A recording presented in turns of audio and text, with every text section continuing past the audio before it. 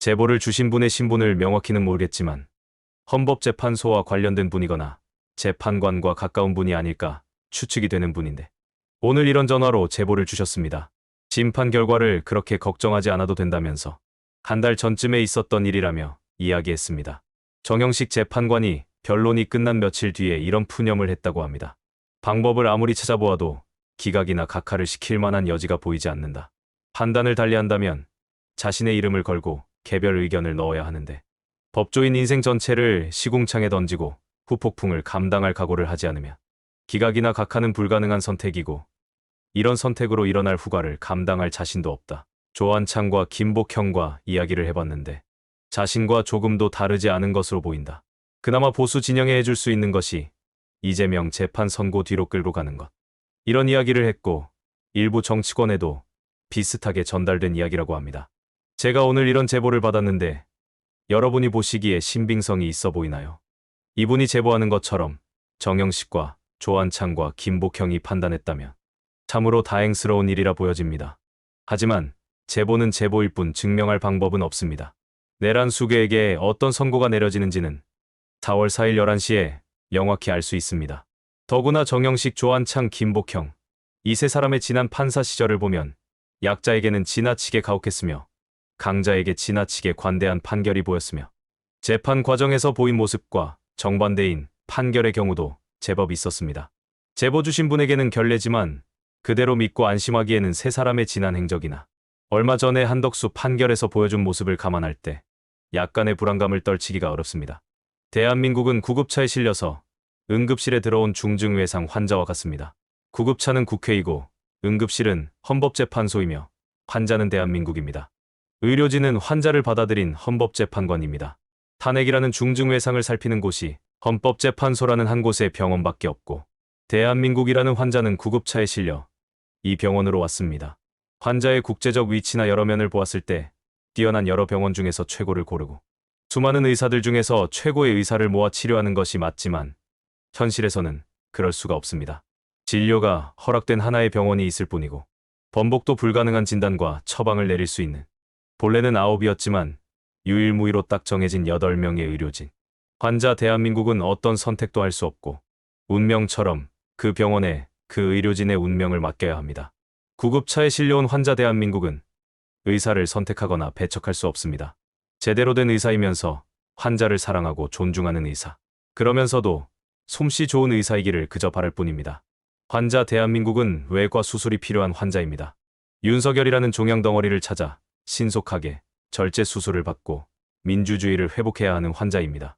제대로 된 진단과 제대로 된 처방에 따라 신속한 처치와 수술을 받는다면 대한민국이라는 환자는 건강을 되찾고 일상생활로 복귀할 수 있지만 정성을 다해 환자의 상태를 보지 않으면서 이상야릇한 진영 논리에 감염된 의사가 둘셋 포함된 의료진, 자신의 진단, 자신의 처방을 고집하는 의사를 배척할 수 없고 한 팀으로 움직여야 하는 의료진, 거기다 실력도 개뿔인 그런 의사에게 주도권이 주어지고 재수없게도 대한민국이라는 환자의 상태가 아닌 엉뚱한 진영 논리의 일부 의사가 정신이 팔려있는 상태에서 의사들은 각자 자신이 내린 진단을 고집하게 됩니다.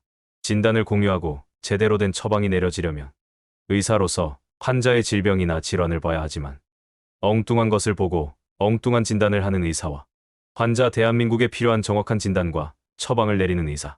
이렇게 의료진 간에 진단이 어긋났다는 이유로 대한민국이 수술받지 못하고 강제로 퇴원되는 최악의 결정이 내려진다면 돌이킬 수 없는 최악의 의료사고를 대한민국이 경험해야 합니다.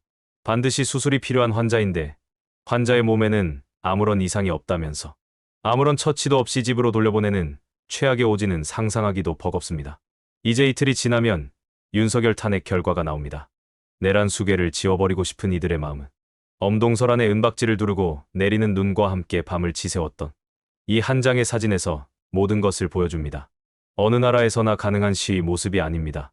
어지간한 나라에서라면 정부나 반대 진영의 위협으로부터 목숨을 담보해야 가능한 모습입니다.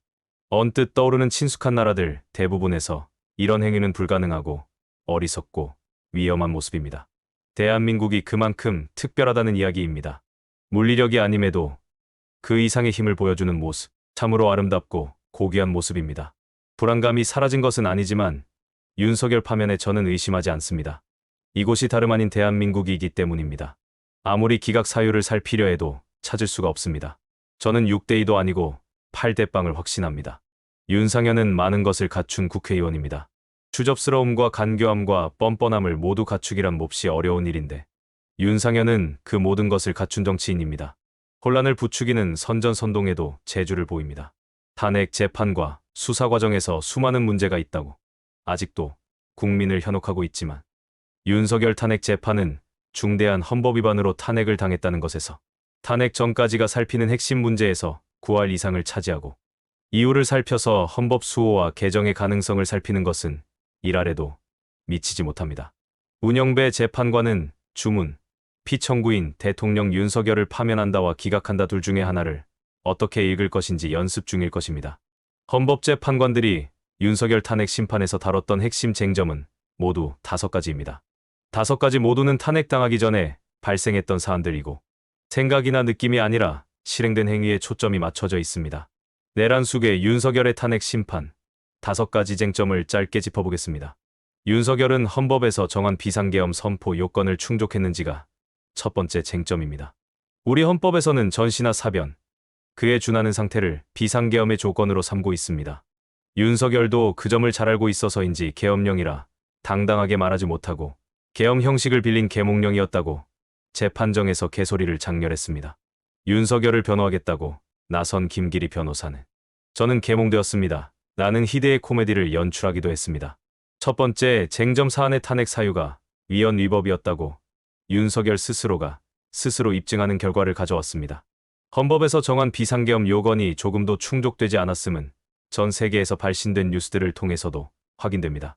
두 번째 쟁점은 계엄을 발표하기 전에 헌법 절차에 따라 국무회의 심의를 거쳤는지를 살피는 것입니다.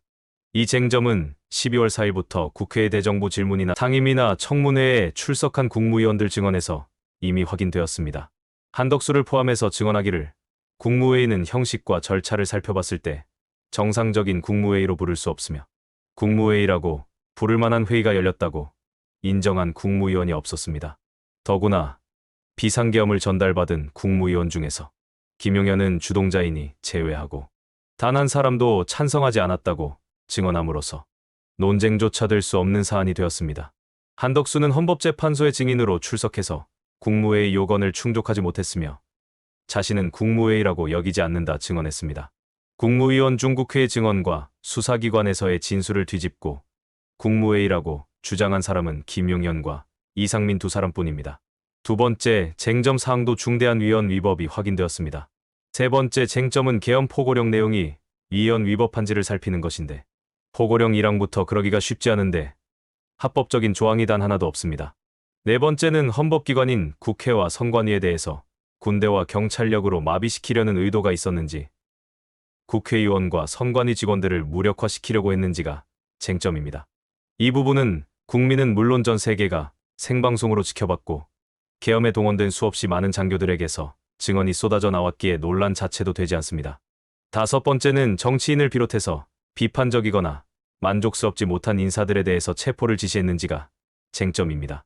이 부분도 이미 복수로 사실임이 확인되었고 아직도 일부 내란 세력들은 윤석열의 복귀와 이러한 시행 가능성을 포기하지 않았습니다.